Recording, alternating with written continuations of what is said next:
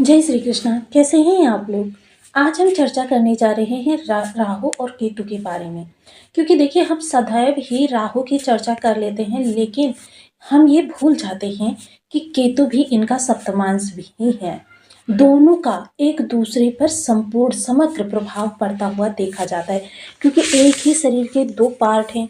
जैसे कि जब समुद्र मंथन हुआ था, समुद्र मंथन के समय छल के द्वारा स्वरभानु नाम का राक्षस ने अमृत पान किया था।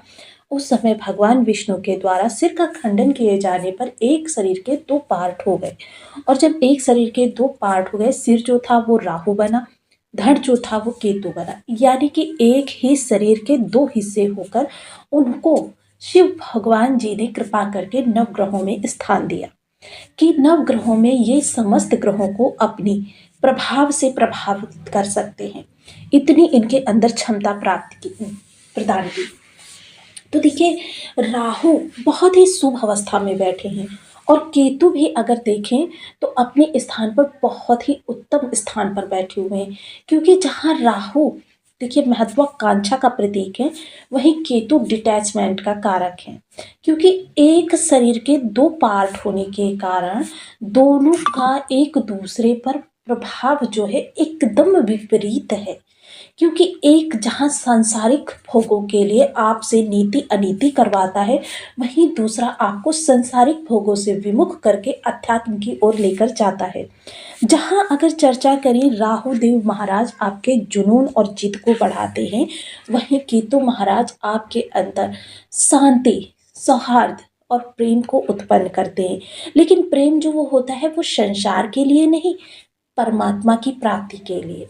यानी कि यह ऐसे ग्रह हैं जिन्हें मोक्ष का कारक ग्रह कहा जाता है। अब ऐसे में दोनों का एक दूसरे पर प्रभाव किस तरीके से पड़ने वाला है, इस वीडियो में यही हम चर्चा करने जा रहे हैं। क्योंकि राहु जिस स्थान पर बैठे हुए हैं, बेशक यहाँ पर इनको कारकत्व नहीं प्राप्त है, लेकिन फिर भी संसारिक दृष्टिकोण से देखें तो यह यहाँ पर अचानक धन प्राप्ति के सहायक ग्रह सिद्ध हो सकते हैं। आपके जीवन में उन्नति के अवसर प्रदान कर सकते हैं। और केतु जहाँ पर बैठे हुए हैं, ये क्या है, गुप्त भाव, रहस्यों का भाव। और ऐसे में रहस्यमयी केतु महाराज अध्यात्म से जुड़कर आपकी प्रवृत्ति को एकदम आंतरिक आध्यात्मिक बनाने में लगे हुए हैं। ऐसे में किसका सिक्का किसका पलड़ा रहेगा भारी, यह जानना भी जरूरी है। क्योंकि दोनों की अगर प्रवृत्ति देखी जाए तो एक दूसरे से विपरीत है। एक जहाँ सांसारिक चीज़ों को महत्व देता है, दूसरा धार्मिक चीज़ों को महत्व देता है, आध्यात्मिक चीज़ों को महत्व देता है। तो जानते ही इनके प्रभाव हमको किस तरीके से प्रभावित करने वाले हैं। क्योंकि डिटैचमेंट यानी विरक्ति, किसी भी चीज़ से एकदम अलगाव हो जाना, आंतरिक अलगाव, ऐसा अलगाव नहीं कि मतलब कोई आपसे चीज़ों को छीन ले। मान लीजिए आप किसी मित्र विशेष से बहुत प्रेम करते हैं और वह प्रेम मतलब प्रेम दोनों तरफ से है, लेकिन परिवारजन नहीं चाहते हैं कि आप उसके साथ उठें बैठें मित्रता करें, और जबरदस्ती बलपूर्वक आपको अलग अलग कर दिया गया। ये हो गया बलपूर्वक आपको अलग करना। लेकिन धीरे धीरे आपका ही मन अंदर से उस मित्र से ना मिलने के लिए होने लगे। यह है केतु का प्रभाव कि आपके आंतरिक यानी कि आप भोग विलासों में आपके पास आप चाहते हैं कि एसी पंखे और मतलब सुख सुविधाओं में रहें, लेकिन जब आपकी एकदम से इन चीज़ों से उत्पन्न हो जाए अंदर से प्रवृत्ति कि नहीं नहीं भाई मैं इन चीज़ों में नहीं रहूँगा, तब ये होगा केतु का प्रभाव। तो आइए जान लेते हैं आगामी समय में ये आपको किस तरीके से प्रभावित करने वाले हैं और किसका किस पर कितना ज़्यादा प्रभाव पड़ने वाला है। तो बनी रहिए हमारे साथ इस वीडियो में, एंड तक आपको बहुत कुछ जानने के लिए मिलेगा। वीडियो बहुत ज्ञानवर्धक होने वाला है। यदि आपके लग्न में 10 नंबर बना हुआ है तो ये राशिफल आपके लिए। ये कुंडली में कहीं भी चंद्रमा के साथ 10 नंबर बना हुआ है तो ये राशिफल आपके लिए। कुंडली न होने की स्थिति में आप इसे नवराशि से भी देख सकते हैं। यदि अभी तक आपने अपने इस चैनल को सब्सक्राइब नहीं किया है तो प्लीज़ सब्सक्राइब कर लीजिए, वीडियो को लाइक कर दीजिए, चैनल को शेयर कर दीजिए। इससे होगा क्या कि हमारे आने वाले हर वीडियो की नोटिफिकेशन मिल सकेगी आपको सबसे पहले। एक प्यारा सा कमेंट करना बिल्कुल ना भूलें। कमेंट से हमें बहुत मोटिवेशन मिलता है, हौसला मिलता है और ये पता चलता है कि आप और क्या जानना चाहते हैं। तो बहुत ही सुंदर स्थिति इस समय पर आपके सामने उत्पन्न हो रही है, जहाँ पर कि हम यहाँ पर केतु और राहु की चर्चा कर रहे हैं। जैसे कि केतु को हम सभी लोग जानते हैं कि इस समय ये उत्तरा फाल्गुनी नक्षत्र से गोचर कर रहे हैं। उत्तरा फाल्गुनी नक्षत्र होने के कारण इस समय केतु महाराज जो हैं वो आपके अष्टम भाव से गोचर कर रहे हैं, अर्थात अष्टम भाव। अष्टम भाव किन चीज़ों का है? अष्टम भाव आपकी गुप्त विद्याओं का है। ऐसे में जिसे तंत्र मंत्र, ज्योतिष, पांडित्य या अध्यात्म मतलब मंत्र जप के द्वारा स्वयं की प्राप्ति यानी कि आंतरिक ऊर्जा को जगाना।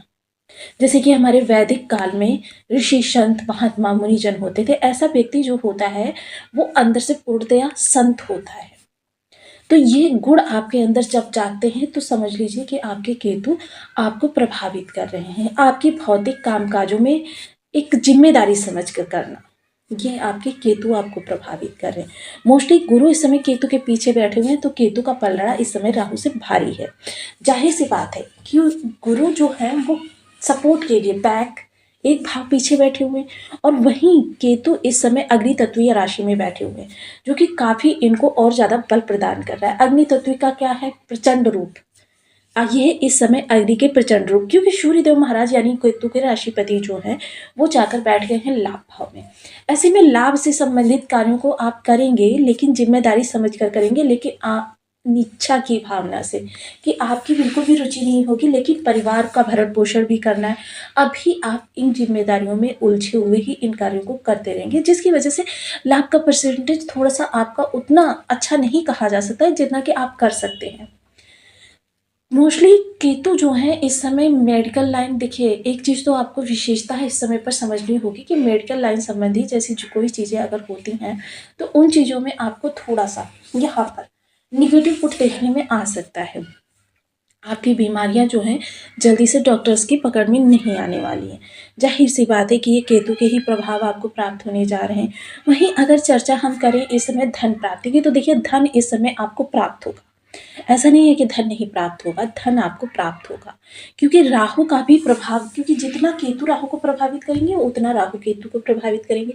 लेकिन पलड़ा जो है इस समय केतु का भारी रहेगा। आप जो भी कार्य करेंगे जिम्मेदारी से करेंगे कि आपका वो कर्तव्य है, क्योंकि जो भी धर्मपरायण व्यक्ति होता है, जैसे मैंने आपको बताया ना कि आप अंदर से पूर्णतः संत इस समय पर होंगे, लेकिन जो आप कार्य करेंगे जिम्मेदारी समझकर, क्योंकि जो संत होता है, धार्मिक व्यक्ति होता है, वो हर कार्य को अपनी जिम्मेदारी से करता है, नीतिपूर्ण करता है, परिवार के प्रत्येक सदस्य की जरूरतों का ध्यान रखता है।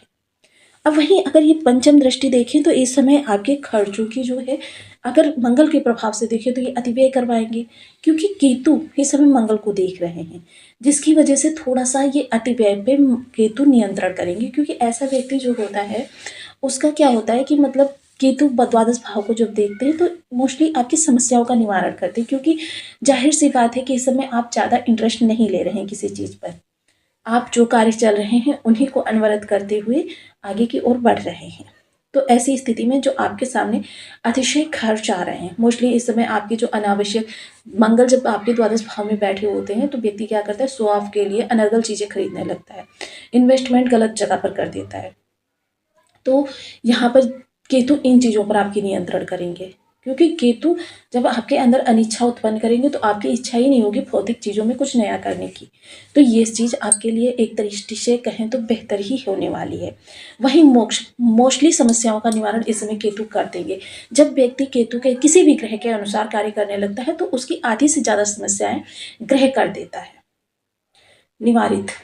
तो यहाँ पर आपके लिए ये भी अच्छा करें। सप्तम दृष्टि राहु को देखेगी तो यहाँ पर राहु का जो जुनून है उसमें थोड़ी सी कमी आती हुई दिखाई देगी, कहीं ना कहीं से उसमें एक ब्रेक लग जाएगा। राहु तो अपना पूरा भरकस प्रयास करेंगे, क्योंकि राहु सीधे मस्तिष्क को नियंत्रित करते हैं, लेकिन केतु यहाँ पर राहु को नियंत्रित करेंगे। मोस्टली देखिए मैंने आपको एक वीडियो पहले बताया था कि अगर राहु के प्रभाव को 100% दोनों ग्रहों के प्रभाव को हम डिवाइड कर लें तो केतु के पास 60% प्रभाव रहता है और राहु के पास 40% रहता है। यानी 40% राहु केतु को प्रभावित कर सकते हैं और 60% केतु राहु को प्रभावित कर सकते हैं, जिसकी वजह से ये चीज़ें क्या होती हैं कि 20% फिर भी राहु के पास ज़्यादा बल रहता है। वहीं अगर चर्चा करें इस समय थोड़ा सा जिह्वा के प्रति आपको सतर्क रहना है। हालांकि केतु का तो प्रभाव रहेगा कि आपकी जिह्वा जो है पूर्ण शालीन सुसभ्य हो, लेकिन राहु भी हैं। राहु आपकी जिह्वा को ऐसे समय पर आह्लादित कर देंगे कि जिस समय पर उसकी बहुत ही ज़्यादा नम्र होने की आशंका हो सकती है। वहीं केतु की इस समय पर दृष्टि जो सुख भाव पर जा रही है, सुखों में आपकी वृद्धि करेगी क्योंकि आप इसे पारिवारिक ज़िम्मेदारी समझेंगे, लेकिन सुखों का भोग ना करने की प्रवृत्ति भी आपके अंदर रहेगी। मोस्टली इस समय आप ऐसे व्यक्ति बन सकते हैं जिसे कहा जा सकता है कि भौतिक सुख संसाधनों से दूर रहना। ऐसा व्यक्ति क्या होता है, उसके पास लग्ज़री बेड होता है, लेकिन फिर भी वो सोना एक ऐसे स्थान पर चाहता है जहाँ पर किसी प्रकार की सुख सुविधाएँ ना हो। उसके पास एक लग्ज़री रूम है, लेकिन कभी-कभी वो उस रूम में फर्श पर ही सो जाता है, क्योंकि मोस्टली वो जो उसके घर में या कहीं बाहर धर्म स्थान पर ज़्यादा एकांत में ज़्यादा रहना पसंद करता है। तो ये सारी चीज़ें अगर कहें तो आपके आध्यात्मिक जीवन की शुरुआत कही जा सकती है। लेकिन देखिए, क्योंकि केतु इसके बाद जस्ट आपके सप्तम हाउस में आ जाएँगे, तब ये पूर्णतः आपकी लग्न को प्रभावित करेंगे, जिसकी वजह से क्या होगा कि आप में दोनों प्रभाव देखे जाएँगे। देखिए, आपका जीवन साथी भी इस समय पर धार्मिक होता हुआ देखा जाएगा, तो आपको इस दौरान देखिए, अगर आप इस विरक्ति को नहीं चाहते हैं, तो इसके लिए आपको केतु को स्वयं से दूर करना होगा, केतु को निर्बल करना होगा। मोस्टली क्या होता है, राहु केतु दोनों के पास समान बल होता है, एक ही अवस्था में दोनों परिवर्तन करते हैं, समान डिग्री होती हैं, तो क्या होता है कि दोनों को किसी भी तरीके से एक-दूसरे से अलग नहीं कर सकते, लेकिन केतु के बल को कम कर सकते हैं। जिसके लिए आपको क्या करना है, काला सफ़ेद कंबल धर्म स्थान पर दान करना है माह में 1 बार। ये क्रिया आप शनिवार, गुरुवार या फिर मंगलवार के दिन करें। ऐसे समय पर ये दान करें जिस समय पर आपको कोई देखे नहीं। दूसरा कार्य, अपने घर की छत पर 2 रंग की ध्वजा लगाएँ। ध्वजा जितनी ऊँची होगी, जितनी ज़्यादा फहराएगी, उतना ज़्यादा आपको लाभ मिलेगा। तीसरा, 2 रंग की चीज़ें ले लीजिए, काले सफ़ेद तिल ले लीजिए, इनको एंटी क्लॉकवाइज़ 7 बार अपने ऊपर से उतार कर जल प्रवाह कर दीजिए। आप जो ये अभावग्रस्त बच्चे मंदिर के बाहर खेलते रहते हैं, इन बच्चों को आपको खिलौने, टॉफ़ी, चॉकलेट वगैरह देकर इनको प्रसन्न करना है। खिलौना भी जो होता है